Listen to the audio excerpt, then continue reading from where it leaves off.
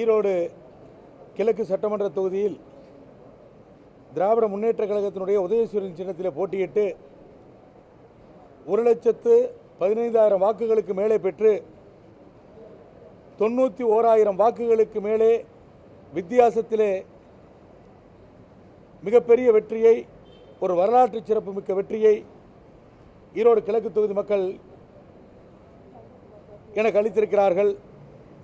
இந்த வெற்றிக்கு முதற் காரணமாக இருப்பவர் எங்களுடைய கழகத்தினுடைய தலைவர், தமிழ்நாட்டினுடைய முதலமைச்சர் அண்ணன் தளபதி அவர்களும், எங்கள் இயக்கத்தினுடைய இளந்தலைவர் தமிழ்நாட்டினுடைய துணை முதலமைச்சர் அண்ணன் உதயநிதி அவர்களும் என்பதையே என்னால் இங்கே உறுதியாக கூற முடியும்.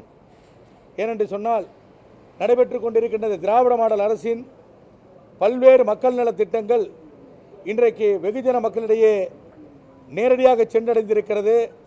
அதன் பலனை ஏழை எளிய மக்கள், சாதாரண சாமானிய மக்கள் இன்றைக்கு அதன் பலனை அனுபவித்துக் கொண்டிருக்கிறார்கள். எனவே அந்த அடிப்படையில் இந்த மிகப்பெரிய வெற்றிக்கு காரணம் அந்த மக்கள் நல திட்டங்கள் என்று கூறுவதிலே தவறேதும் இல்லை. அதே நேரத்தில் மக்கள் இந்த 2026 இந்த இடைத்தேர்தலுக்காக மட்டும் இப்படிப்பட்ட வெற்றியை கொடுக்கவில்லை என்று நாங்கள் கருதுகின்றோம். 2026 எதிர்வரும் தமிழ்நாடு சட்டமன்ற பொதுத் தேர்தலுடைய வெற்றியாகவே இதை நாங்கள் கருதுகின்றோம்.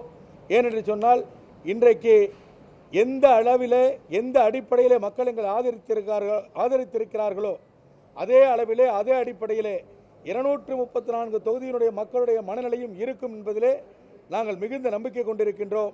எனவே இந்த வெற்றி மிகப்பெரிய வெற்றி. இந்த வெற்றியை எங்களுடைய தலைவர் அண்ணன் தளபதி அவர்களுக்கு சமர்ப்பிக்கின்றேன்.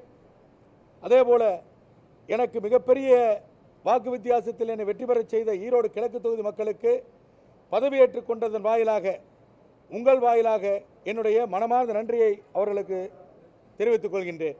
2011 அமைச்சர் முத்துசாமி எடுத்து வெற்றி பெற்றவர் நீங்க. அதே அமைச்சர் முத்துசாமி இந்த எலெக்ஷன் உங்களுக்கு கூடவே இருந்து வெற்றி பெற வச்சிருக்காரு. அந்த அனுபவம் எப்படி இருந்தது சார்? நான் ஒரு இயக்கத்தில் இருந்தேன். அண்ணன் முத்துசாமி அண்ணன் அவர்கள் திராவிட முன்னேற்ற கழகத்திலே இருந்தார். ஈரோடு கிழக்கு தொகுதியில் நாங்கள் இருவரும் எதிரெதிராக போட்டியிட்டோம். ஆனால் அப்பொழுது கூட நான் வெற்றி பெற்ற பொழுது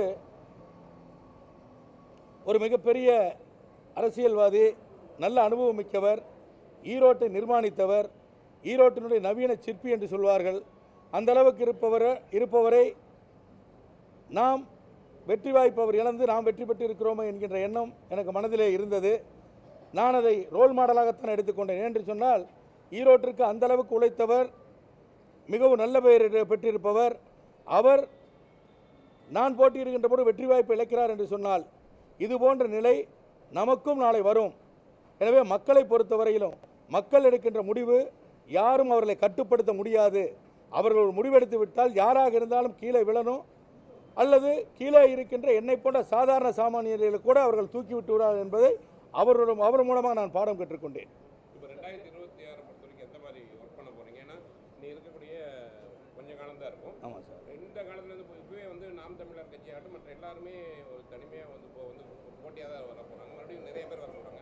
அப்புறம் உங்களோட செயல்பாடு சார், இதில் நான் எங்கள் தலைவர் அண்ணன் தளபதி அவர்கள் சொன்ன அதே கருத்து தான் என்னுடைய கருத்து. எதிரிகள் அனைவரும் ஒன்று சேர்ந்து வந்தாலும் சரி, தனித்தனியாக வந்தாலும் சரி, களம் காண்பதற்கு திராவிட முன்னேற்ற கழகம் எப்பொழுதும் தயாராக இருக்கிறது. அது உங்களுடைய கேள்விக்கான ஒரு கருத்து. இன்னொன்று, 2026 பொறுத்த வரையிலும் நிச்சயமாக அந்தந்த சூழலுக்கேற்ப பிரச்சார வியூகங்கள் இருக்கும். தலைமை கழகமும் தமிழ்நாட்டின் முதலமைச்சர் அண்ணன் தளபதி அவர்களும் இளந்தலைவர் அண்ணன் உதயநிதி அவர்களும் பல்வேறு வியூகங்களை வகுத்து தேர்தல் யுக்திகளை எல்லாம் பயன்படுத்தப் போகிறார்கள். எனவே 2026 தேர்தல் என்பது தனிப்பட்ட என்னுடைய வெற்றியாகவோ அல்லது என்னுடைய ஒரு தேர்தல் வியூகமாகவோ கண்டிப்பாக பார்க்க முடியாது. இது ஒருங்கிணைந்த தமிழ்நாட்டுடைய முதலமைச்சர், எங்கள் இயக்கத்தினுடைய தலைவர் அண்ணன் தளபதி அவர்களுடைய வெற்றியாகத்தான் பார்க்க முடியும். அதனால் அது குறித்தெல்லாம் அவர் மிகப்பெரிய வியூகங்கள் வகுத்திருக்கிறார். எங்களுடைய வியூகங்களை எல்லாம் உடனடியாக நம்ம வெளியே இப்படி தான் பண்ண போகிறோம் அப்படின்லாம் சொல்ல முடியாது. அந்த நேரத்தில் களத்திற்கேற்றவாறு, தேர்தலுக்கு தகுந்த மாதிரி எங்களுடைய யுக்திகளை மாற்றி மாற்றி நிச்சயமாக பிரச்சாரங்கள் இருக்கும். சார், இந்த ஓராண்டு காலத்தில் ஏற்கனவே மறைந்திருக்கின்ற சகோதரர் ஈவேரா, திருமகன் அண்ணன் ஈவி.கே. சிலங்கோவன் அவர்கள், இவர்களெல்லாம் பல வாக்குறுதிகள் கொடுத்து விட்டு அதனுடைய ப்ராசஸிங், அந்த பணிகள் எல்லாம் தொடர்ந்து நடைபெற்று வருகிறது. ஒரு சில பணிகள் பார்த்தீங்கன்னா ஆய்வு பணியில் இருக்கும், ஒரு சில பணிகள் திட்டங்கள் செயல்படுத்தப்பட்டு முடிவடையும் தருவாயில் இருக்கிறது. இதை இந்த ஒரு வருட காலத்திற்குள்ளாக, எனக்கு இப்போ இருந்து பார்த்தீங்கன்னா இன்னும் ஒரு வருடம் தான், அடுத்த எலெக்ஷன் அந்த இது வரும்பொழுது அடுத்த பணிக்கே போக முடியும். அதனால் ஓராண்டு தான் இருக்கிறது. இந்த ஓராண்டு காலத்தில் அவர்கள் விட்டு சென்ற பணிகளை தொடர்வது தான் என்னுடைய நோக்கமாக இருக்கும் என்று சொல்லி நான் தொடர்ந்து சொல்லி வருகிறேன். அதுதான் இப்பொழுது என்னுடைய நோக்கம்.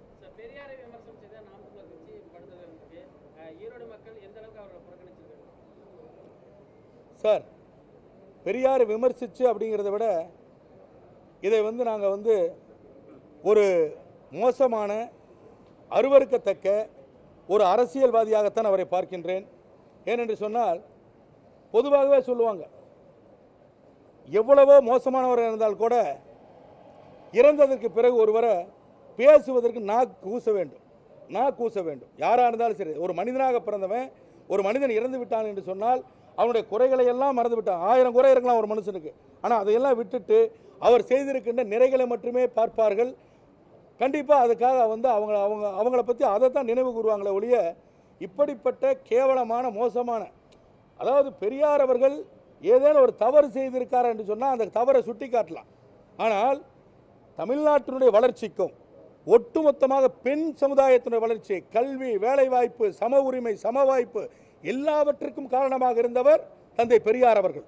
ஆனால் அப்படிப்பட்ட தந்தை பெரியார் அவர்களை நேற்றைக்கு வரைக்கும் பாராட்டிவிட்டு இன்றைக்கு அரசியல் ஆதாயத்திற்கு நாக்பூரில் இருக்கின்ற RSS பாசிச நாசிஸ்ட் கும்பல் வகுத்து கொடுத்த திட்டங்களை செயல்படுத்துவதற்கு ஈரோட்டில் பெரியார் பிறந்த இடத்திலே அவரை கேவலமாக கடுமையாக விமர்சனம் செய்கிறார் என்று சொன்னால் இவர் மனித பிறவியாக இருக்க முடியாது. மிகவும் கேவலமாக ஒரு மனிதனாகத்தான் இவரை பார்க்கின்றேன். நீங்க அந்த விண்ணப்பம் செய்ய போனப்ப கையில எலுமிச்சை பழம் வச்சிருந்தீங்க, அது சோஷியல் மீடியால நிறைய ட்ரெண்ட் ஆகுது. பெரியார் மண்ணில் இவர் நம்பிக்கையோட எலுமிச்சை பழம் கொண்டு போறாரு, அது எதுக்காக கொண்டு போறீங்க? ஒரே ஒரு விஷயத்தை தெளிவுபடுத்திடுறேன். பெரியாருடைய கொள்கைகளே மிகுந்த நம்பிக்கை உடையவன், அதில் எந்த மாற்று கருத்து இல்லை. ஆனால் அதற்காக நான் இறைபக்தி இல்லாதவன் அல்ல, ஃபர்ஸ்ட் பாயிண்ட். ரெண்டாவது, நான் கொண்டு போன எலுமிச்சம்பழத்துக்கும் கோயிலுக்கு சம்பந்தம் இல்லை.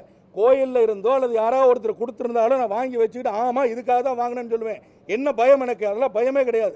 அதே போல் எங்களுடைய தலைவராக இருக்கட்டும், அண்ணன் தளபதியாக இருக்கட்டும், அண்ணன் உதயநிதி, அண்ணன் இளந்தலை உதயநிதியாக இருக்கட்டும், யார் அதை பற்றியெல்லாம் எங்கள் இடத்துல ஒருபோதும் கேள்வி கேட்பதில்லை. அதை பற்றி அவர்கள் இதையெல்லாம் ஒரு பொருட்டாகவே அவங்க எடுத்துக்கிறது இல்லை. ஆனால் அன்றைக்கு நான் மீண்டும் சொல்கிறேன், உங்களை போன்ற நண்பர்கள் உங்களெல்லாம் 10 வருடத்திற்கு பிறகு இந்த இடத்துல மீண்டும் சந்திக்கிறேன். உங்களை போன்ற நண்பர்கள் நான் வேட்புமனு தாக்கல் செய்கின்ற பொழுது உங்களை போன ஒரு நண்பர் கொண்டு வெற்றி கனி இந்தாங்கன்னு சொல்லி கையில் எலுமிச்சம்பழத்தை கொடுத்தார். அதை வாங்கிட்டு என் கூட வந்தவங்க பார்த்தீங்கன்னா யாருன்னா எங்களுடைய இயக்கத்தில் முக்கியமானவர்கள், அண்ணன் இளங்கோ அவர்களுடைய மகன் அவர் சஞ்சய் சம்பத்து, இப்படி எல்லாமே என் கூட 4 பேர் தான் வந்தாங்க. அந்த 4 பேருமே கட்சியில் எனக்கு மேலே சீனியரு, என் கூட ரொம்ப எனக்கெல்லாம் அண்ணனாக இருக்கிறவங்க. இந்த எலுமிச்சம்பழத்தை வாங்கி நீங்கள் கையில் பிடிங்க, அவங்ககிட்டே கொடுக்க முடியும். இப்போ எனக்கு உதவியாளர் இருக்கார், நான் அவங்க கையில் கொடுத்துட்டு வந்துடுவேன். அந்த எலுமிச்சம்பழத்தை கையில் வச்சுருந்தேன். வெளியே என்னுடைய வேட்பு மனுக்களை செக் பண்ணுறதுக்காக போட்டிருந்தாங்க. ரெண்டு டீம் போட்டிருந்தாங்க. எந்த வேட்பாளர், எனக்கு மட்டும் இல்லை, எந்த வேட்பாளர் வந்தாலும் அதை செக் பண்ணிவிட்டு உங்களுடைய மனுக்கள் எல்லாம் சரியாக இருக்குது சார், இந்த இதெல்லாம் குறைவாக இருக்குது அல்லது இந்த பேப்பர்ஸ் இல்லைன்னு சொல்கிறதுக்காக வச்சுருந்தாங்க. அந்த இடத்துல கொண்டு கொடுத்து அவர்கள் பார்க்கின்ற பொழுது அதை கையில் வச்சுருந்தேன். ஆனால் ஒரு விஷயம் நீங்கள் நல்லா கவனிக்கணும், நான் வேட்புமனு தாக்கல் செய்கின்ற போது என் கையில் எலுமிச்சம்பழம் வச்சு நான் தாக்கல் பண்ணேன். ஏங்க, வெளியே உட்காந்துட்டு இருக்கிற எலுமிச்சம்பழம் கையில் இருந்தது, அதை அந்த மேஜையிலேயே வச்சுட்டு தான் உள்ளே போய் என்னுடைய வேட்புமனுவை கொடுத்ததுனால ஏதாவது என்னை பற்றி குறை சொல்வதற்கு வேறு எதுவும் கிடையாது. அதனால் இதையெல்லாம் ஒரு பெருசாக அன்றைக்கு பேசிக் கொண்டிருந்தார்கள், அவ்வளோதான்.